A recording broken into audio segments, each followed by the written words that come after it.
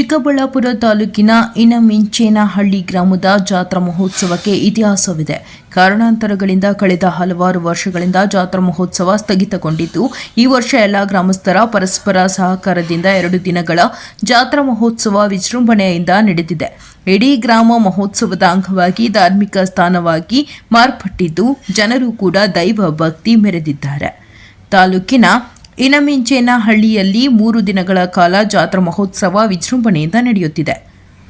ಗ್ರಾಮಸ್ಥರೆಲ್ಲ ಸುತ್ತಮುತ್ತಲಿನ ಗ್ರಾಮಗಳ ನೂರಾರು ಜನರು ಗ್ರಾಮಕ್ಕೆ ಆಗಮಿಸಿ ಧಾರ್ಮಿಕ ಕಾರ್ಯಕ್ರಮಗಳಲ್ಲಿ ಪಾಲ್ಗೊಂಡು ಭಕ್ತಿ ಮೆರೆದು ಇಷ್ಟಾರ್ಥಗಳನ್ನು ಬೇಡಿಕೊಂಡರು.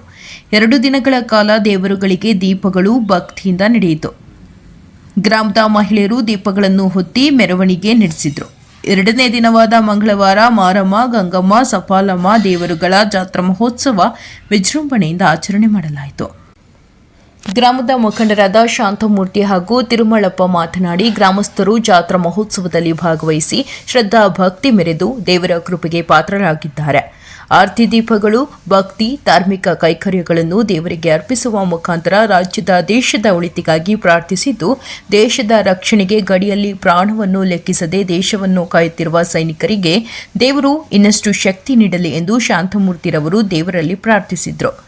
ಇನ್ನು ಊರಿನ ದೇವರು ಸದಾ ಜನರನ್ನು ಕಾಪಾಡುತ್ತಾ ಬಂದಿದ್ದು, ಗ್ರಾಮಸ್ಥರು ಕೂಡ ದೈವ ಭಕ್ತಿಯನ್ನು ಮೆರೆದು ಊರಿಗೆ ಒಳ್ಳೆಯದಾಗಬೇಕೆಂದು ಪೂಜೆ ಪುನಸ್ಕಾರಗಳನ್ನು ಮಾಡುತ್ತಾ ಬಂದಿದ್ದು, ಆ ದೇವರ ಆಶೀರ್ವಾದ ಸದಾ ಎಲ್ಲರ ಮೇಲಿದೆ ಎಂದರು. ಈ ಸಂದರ್ಭದಲ್ಲಿ Nagaraj, Lakshminarayana Swamy, C Avalappa, Sunnappa, A Avalappa, Narasimhappa, H Raju, Sunil Kumar ಗ್ರಾಮಸ್ಥರು ಹಾಜರಿದ್ದರು. ವರದಿ ಸಲಾಹುದ್ದೀನ್, ಚಿಕ್ಕಬಳ್ಳಾಪುರ. ಇವತ್ತು ನಮ್ಮ ಇನಮಿಂಚೇನಹಳ್ಳಿ ಗ್ರಾಮದಲ್ಲಿ ಗ್ರಾಮ ದೇವತೆಗಳು ಮತ್ತು ನಮ್ಮ ಹೆಣ್ಣು ದೇವತೆಗಳಾದ ಗಂಗಮ್ಮನು ಮತ್ತು ಸಫಲಮ್ಮನು ಮತ್ತು ಮಾರಮ್ಮನು, ದೊಡ್ಡಮ್ಮನು, ಮಹೇಶ್ವರಮ್ಮನು ಎಲ್ಲ ಒಟ್ಟಿಗೆ ಸೇರಿ ನಿನ್ನೆ ಸೋಮವಾರ ಮತ್ತು ಇವತ್ತು ಮಂಗಳವಾರ 2 ದಿವಸ ನಾವು ಅವರಿಗೆ ಒಂದಿಟ್ಟು ದೀಪದ ಬೆಳವಣಿಗೆ ಮತ್ತು ಒಂದಿಟ್ಟು ಆರತಿಗಳು ಮತ್ತೆ ಏನು ಮೂಲಿಂದ ದೊಡ್ಡವರು ಏನು ನಡೆಯುವ ಸಂಪ್ರದಾಯಗಳು ಆ ರೀತಿ ನಾವು ಊರ ಜಾತ್ರೆಯನ್ನು ಮಾಡ್ತಾ ಇದ್ದೀವಿ.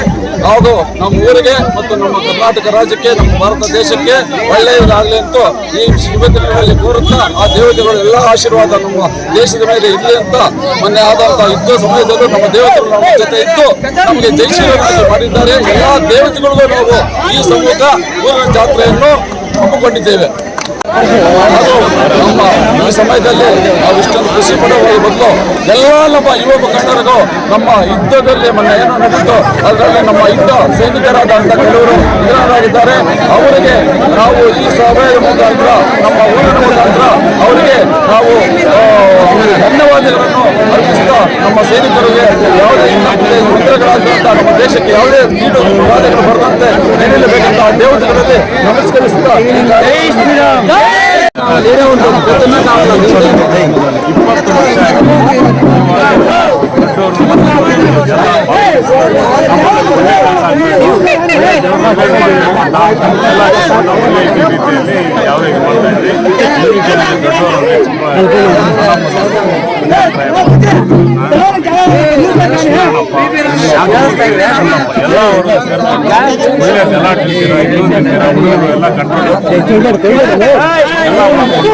ಸಂತೋಷವಾಗಿ ಕಾರಣ